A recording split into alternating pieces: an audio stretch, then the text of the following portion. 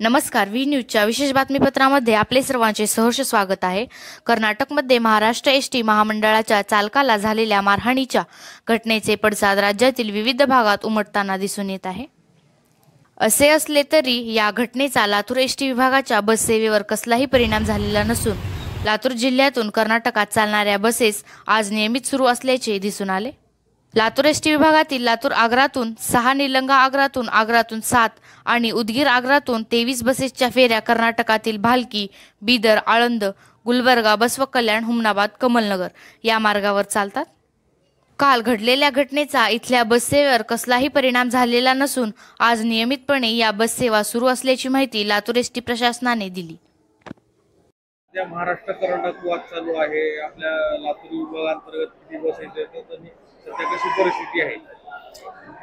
महाराष्ट्र कर्नाटक वादामुळे लातूर विभागावर कुठलाही परिणाम झालेला नाही।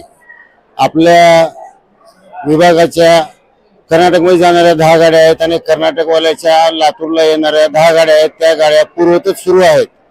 त्या तिकडल्या विभागामध्ये बाहेरच्या विभागाने काहीतरी प्रकार घडला, पण आपल्याकडे कुठलाही प्रकार नाही। आपल्या गाड्या नियमित वेळेनुसार चालू आहेत आणि या बंदमुळे लातूर विभागाला कुठलाही परिणाम झालेला नाही। प्रवाशांनी याची नोंद घ्यावी।